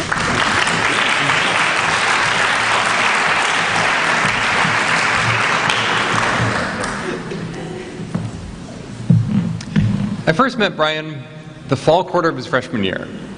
Just a few weeks after arriving on campus, he knocked on my door and wanted to know if he could get involved in doing research in astrophysics. I was a little skeptical about this, so I sort of deferred him and had him do an independent study project in the spring, and then he actually worked for me that summer. Brian totally proved me wrong. Within a few weeks, he was doing work equal to beginning grad students. His freshman year, he continued that project. He demonstrated incredible enthusiasm and incredible amount of skill and great ability to learn the material, learn how to use software tools, and so on. And he actually presented his results from that research project at a national meeting of the American Astronomical Society the winter of his sophomore year. That wasn't enough for him. Actually, his true passion was radio astronomy, which is not what I do. So he went off to the Harvard-Smithsonian Center for Astrophysics, did a summer research program there his sophomore year, learned how to model planet formation around young stars. That was also interesting, but he was interested in radio observation, so he did another summer program at the National Radio Astronomical Observatory, world-class research facility in Virginia, where he learned a lot about radio observations and managed to present 3 posters at the AAS in 3 years on 3 completely different projects. Very unusual for an undergraduate. In his spare time, he was president of the Society of Physics Students, great at mentoring many of the undergraduates of the other majors in our department, wonderful in my research group, really getting other students up to speed, really conveying that incredible enthusiasm and all the abilities that he learned elsewhere. He's also served as a TA in some of our lab classes, and Brian is continuing his amazing work. One of the truly amazing things for our faculty members is to see our students go on and do things that are much better than you can imagine. In the fall, he will be beginning a PhD program at the University of Arizona, world-class program. Not only that, but he's funding himself with a fellowship from the National Science Foundation.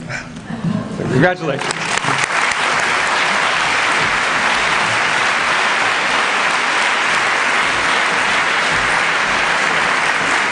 Jessica Marie Berklid and Deborah Salazar from Political Science.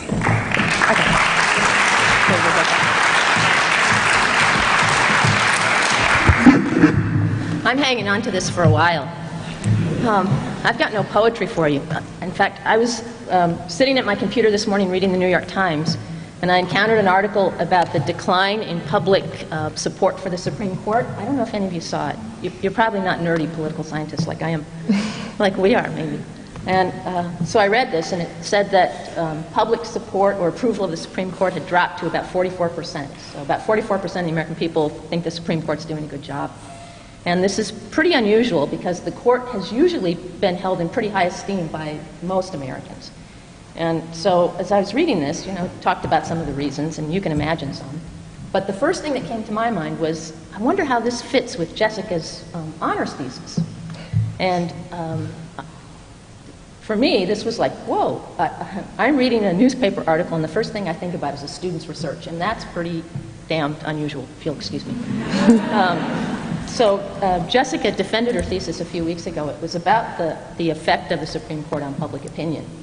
And when she did this, she came to me first last year sometime about this, and I gave her the title of a book and the title of a journal article, and then she went from there and did an amazing job. She mastered a really substantial literature on this, and mastered is the right word. She made that literature I won't go so far about that one. And then she learned how to do some pretty fancy statistical techniques in order to, if I get another minute and a half? In order to complete it. One of my colleagues said it was the best piece of undergraduate writing he'd ever read. Besides that, she's a standout student in the classroom. She does amazing work in the classroom. She spent the last year and a half as a volunteer for domestic violence and sexual assault services in Bellingham.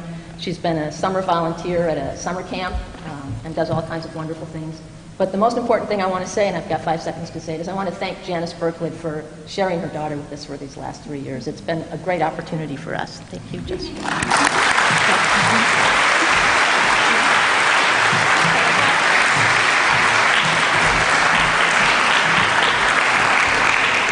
Claire Elaine Baumkamp and Jacqueline Rose from Psychology, please come forward.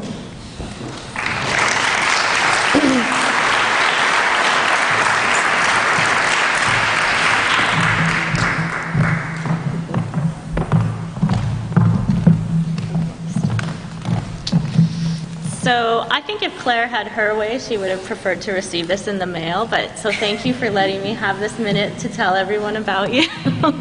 I'm really proud to introduce her as our outstanding graduate from the psychology department. She's graduating as a major from the behavioral neuroscience program. I met Claire just over 2 years ago when she approached me to join my lab, and at that time she presented herself as a very quiet, demure, humble student, and once she got working with the neurons, it became very apparent that that's not what she was. In fact, the fireball of enthusiasm came out when she ran into the lab, much like the Tasmanian Devil from the Looney Tunes cartoons, to exclaim to everybody, "My neurons look," excuse my expletive here, "awesome." So insert your expletive there. And then ran out again. So everyone was standing there going, oh, was that Claire? She's like, she looks demure and quiet, doesn't she? So her enthusiasm was not just for research. When asked to provide baked goods for any sort of event, she'd go the extra mile and provide brain-shaped cupcakes. She organized the Student Journal Club, and in her off time, she also managed to run a few marathons.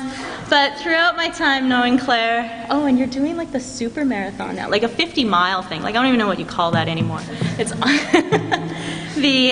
throughout my time knowing Claire, it's really been my challenge to challenge Claire. That took a lot of work, actually, because she was always eager to discuss the latest research findings. She spent countless hours experimenting with neuron cultures, using fluorescence microscopy to image those neurons, using computer macros to analyze those images, rewriting those macros to reanalyze those images, and so recently presented her research in Vancouver at the Canadian Neuroscience meeting, which is fitting because in the fall she begins in the neuroscience doctoral program at UBC in Vancouver, for which she received a full 4-year scholarship, so very proud.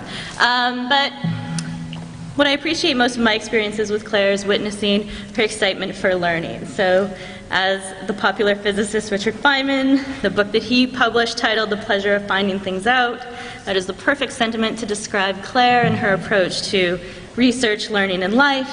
So looking back now, I know that Claire is neither quiet nor demure.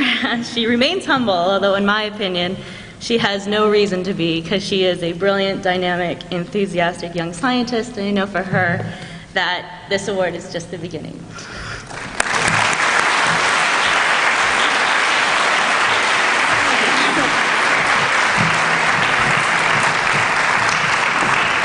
Nicole Rodesender and Rosalie Romano from Secondary Education.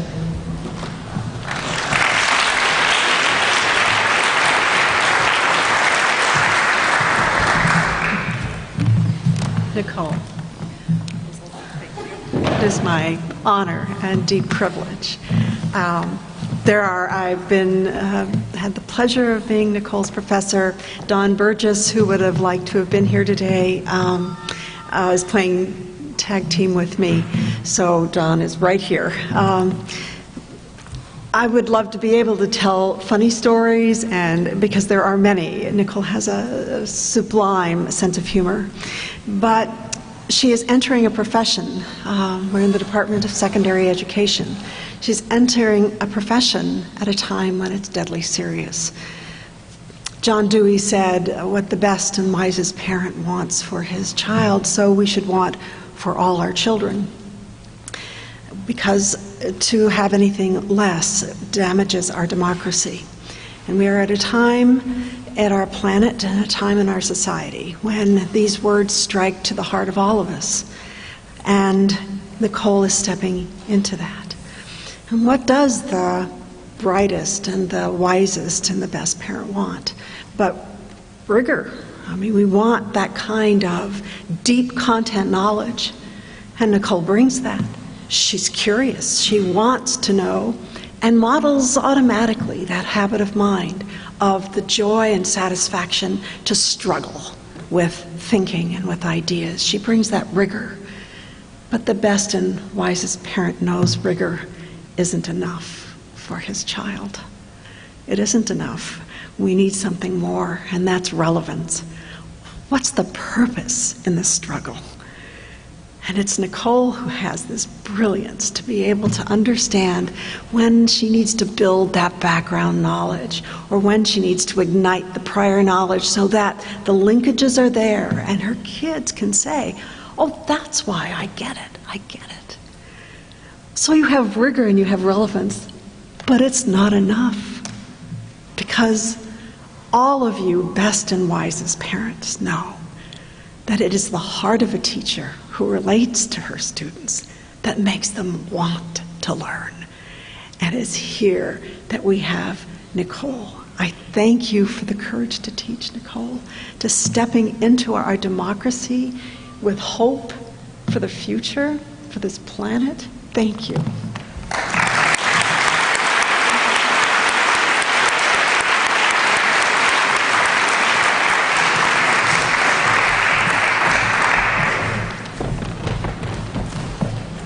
Ashley Suzanne Hales and Beth Stickley from Special Education.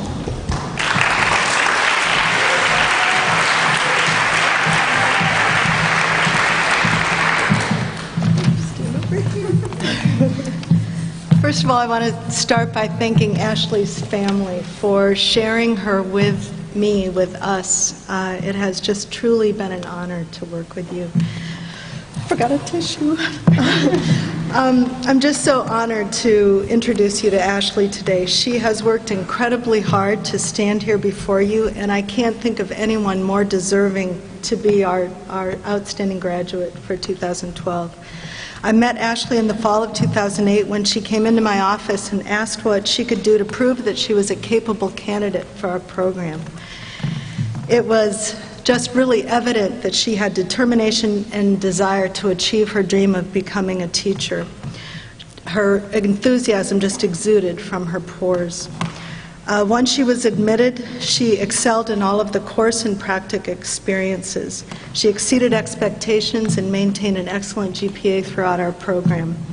In April of this year, Ashley presented at the National Council for Exceptional Children Conference in Denver, Colorado, which is the leading advocacy organization for special education.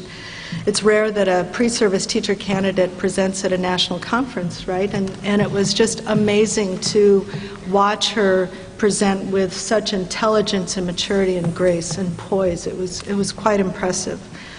Her determination and dedication and perseverance and resiliency are all qualities that we want our special educators to possess.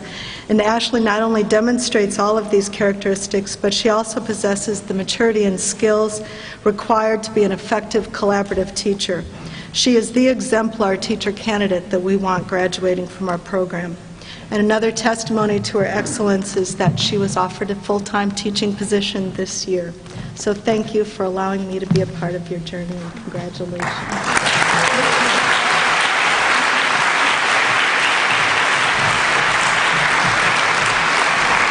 Shelley Jefferson and her faculty mentor, Deb Courier, from Theater and Dance.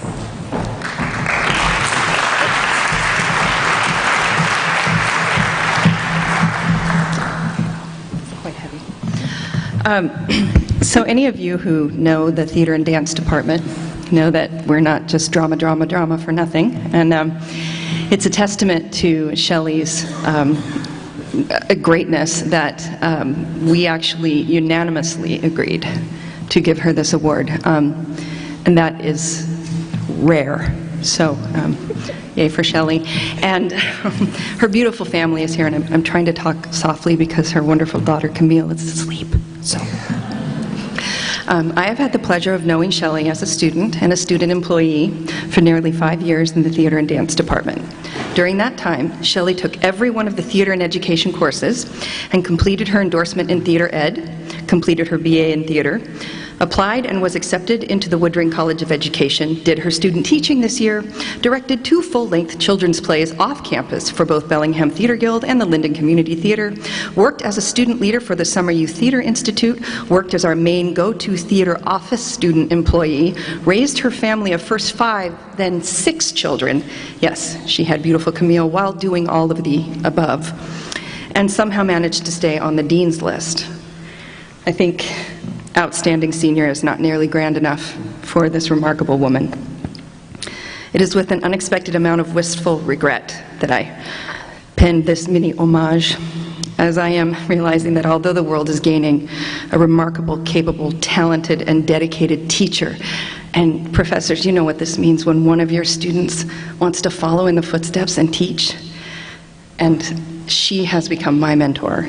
I'm so lucky. But I'm also losing a wonderful resource, helpmate, student, friend, and someone always ready with a smile. She deserves all the brilliant opportunities that await her. Congratulations.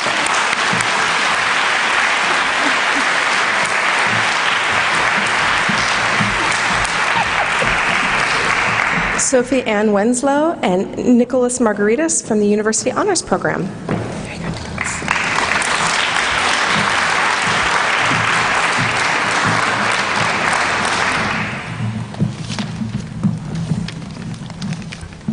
To list the sheer number of academic awards that Sophie has gotten from Western would open the trapdoor for overtime speakers under my feet. So I will tell you what is even more impressive about her. A few years ago, she volunteered in Madagascar doing field interviews, which anyone can do, right? In French. In 2010, she lived as an exchange student in Switzerland, studying international relations and Swiss agricultural security, and her resulting paper beat out all the Ivy League competition to be published.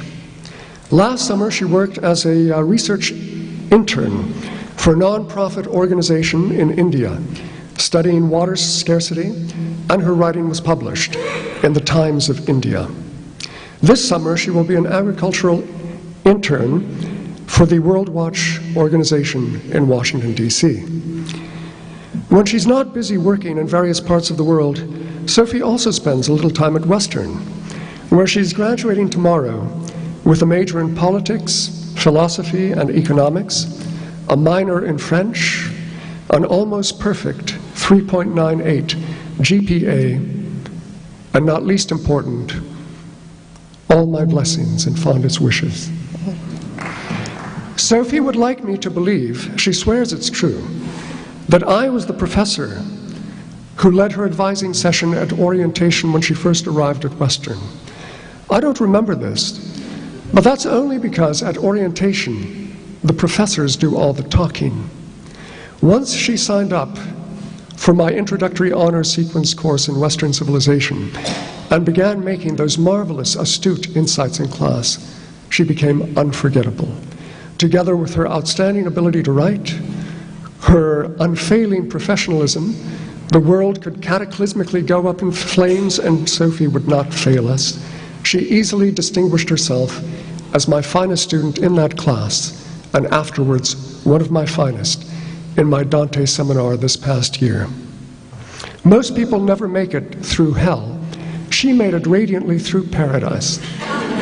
And here she stands, transfigured, ready to go on in her individual way, as we all must go our individual ways, grateful, I think, and appreciative truly for this shared moment of intersection.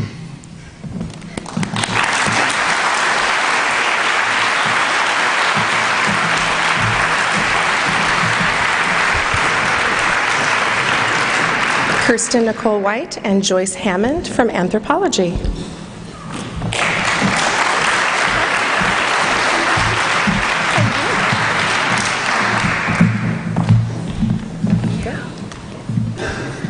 Well, I speak for the entire Department of Anthropology when I say that Kirsten has dazzled us with her intelligence, her incisive scholarship, her engagement and commitment to working with others, and her energetic forward movement.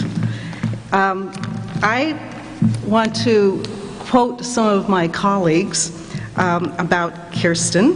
One of my colleagues states of her work, her research papers and presentations demonstrate a sophisticated merging of high theory with grounded praxis. Kirsten is both a thinker and a doer. Quoting again from another colleague, Kirsten's dedication to the ethical standards of practicing anthropology is in the service of a grounded, greater good. Kirsten is both an incisive thinker and a superb writer. She has a 4.0 GPA and a consistent record of garnering awards and scholarships. All of these are testimony to her outstanding abilities as a scholar. I and my colleagues always looked forward to the results of her research projects. Her papers were full of insights, critical analysis, and deep reflection. I always learned something significant reading her papers. I want to talk very briefly, about Kirsten working with some 7th graders on a digital storytelling project. She has a very effervescent personality, and she was wonderful at drawing these middle school students out and supporting their stories. She was so good at that, and she enjoyed it so much that she went on to do more of this. I encouraged her to present at a national anthropology conference. She did that.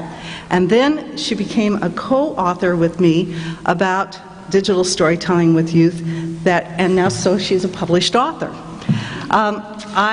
I see that I'm short on time, so I will just have to very quickly tell you that she has many accomplishments in terms of her service as part of various organizations. And she's currently, I mean, you see her, you think she's here, but she's actually in Phoenix training with the Teach for America program, and she's got to get back right after graduation. So congratulations.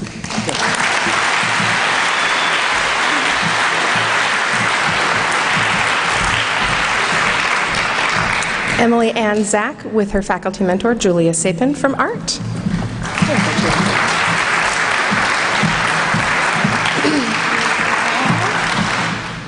It has been a delight to have Emily Zach in the art department as an art history major, even though we've had to share her with anthropology.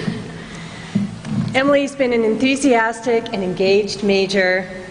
She actively participated in classes while also helping fellow students and encouraging them and facilitating their involvement. She's exhibited her maturity and intellectual depth as a scholar. She presented her research at Scholars Week here at Western, but she also presented at University of Washington's Undergraduate Research Symposium this year. Emily has also been a colleague. She's worked as a teaching assistant for a number of art history surveys. She also served as a student member of this year's Art History Search Committee, which resulted in a successful hire. And she acted as an advisor to the jury of Western's University Advisory Board for Public Art Collections. This term, Emily introduced me to the work of poet and visual artist Nora Naranjo Morse. I'd like to read one of her very short poems. I don't see the time counter, but as a tribute to Emily and the intellectual richness she's brought to the art department during her sojourn with us. And note that I'm interpreting the word clay in this poem as a metaphor for intellectual pursuit, in particular Emily's intellectual pursuit. There's nothing like an idea. There's nothing like an idea that comes to life through clay. Every step a personal investment of thought, labor, and time. Hands moving quickly, rounding curves, setting up in clay. Skillful responses educated by Gia's simple instruction and immense knowledge of her own work. Letting dreams come true from songs born from within, sounds inviting irresistible challenges. There's nothing like an idea that comes to life through clay. There's nothing better than a life whose dreams and ideas are just too impossible to resist. Congratulations.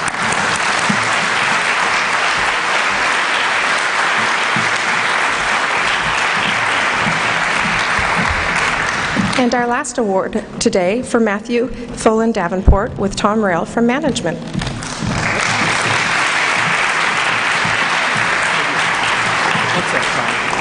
I know you're all dying to get out of here. It's been a wonderfully, the experience has just been the icing on the cake. It's been really intense being here.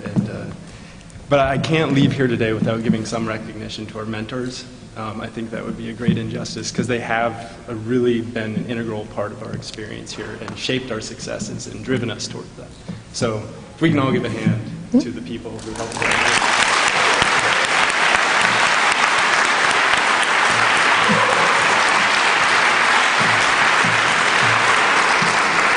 So I'm here today to praise Matthew Davenport as the outstanding student in the management department. Matthew's our outstanding graduate because he epitomizes the ability to excel in a combination of skills that's going to be necessary to succeed in a global market. And this is also an important aspect of education within the Western Washington University liberal tradition. I think I can't resist as a last professor to suggest that this is something that goes through all of our outstanding students here today and part of what really makes Western to be Western. Matthew, not content to excel just in business courses, he combined his business skills with top-notch French language, and he knew he had to combine his coursework with experience. He's been out in the real world for a while, and so he spent a year at the Bordeaux Business School. And I don't think he really even liked wine too much. But he did gain a European perspective and learning to work with a variety of students and professors in a different business and academic culture. Something, again, we see so often in our outstanding students here. On return, he became a leader of the International Business Network. He scheduled speakers, but he put together a discussion with the community on the Canadian border, bringing together business people from politics, and then market it successfully in those areas. He did a senior projects class where he had to present to a senior marketing manager in Darigold, and also keep up with two professors who never quite agreed, but were always pushing him to get to the conclusion too early when he wanted to see combinations. It was really exciting to see him work with all of these things. The manager at Darigold said that his presentation really taught what his managers about things going on in China, the area of study. So what kind of combinations will Matthew put together for the next stage of his career? We're all very curious to see. But I know it's going to be innovative, I know it's going to be people-centered, and I know that it's going to be a further increase in his rich set of business and societal resources, something we see in all of our outstanding students today. Thank you, Matthew, for being a wonderful student.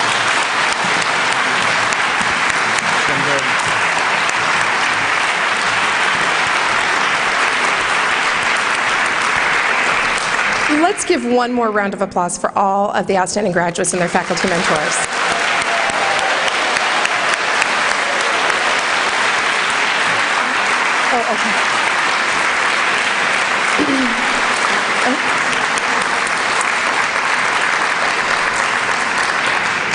At the beginning of the ceremony, I said that the students are the reason we do what we do. Many of us faculty members had faculty who invested their time in us. They gave us their time, they gave us their expertise, and they gave us their presence. And we want to pay that forward to you. I'm so glad our last student said a thank you to the mentors, because this is important work that we do, and it is the heart of what we do. We didn't select this work for the money or for the hours. We select this work because the students inspire us, they motivate us, and they keep us going when we have very large stacks of papers during finals week. But the best part is that they make us better people. They make us better teachers, and they make us better advisors, and they give us the will to go on through that large stack of papers. Earlier today, we heard a quote about casting bread upon waters. And I also have a quote about casting bread upon waters, and it captures why faculty care so much about the students here today. But it also captures the responsibility that we bestow upon you this day. Maya Angelou said, quote, "When we cast our bread upon the waters, we can presume that someone downstream, whose face we will never know, will benefit from our action, as we who are downstream from another will profit from that grantor's gift." So as you leave Western tomorrow and pack up everything, remember the bread that's been cast to you, and it's your responsibility to pay that gift forward. Also, please remember that you're a member of Western's community, and we will miss you terribly, and we want to hear about your success. So please keep in touch. And on behalf of all faculty at Western Washington University, congratulations and have a wonderful tomorrow.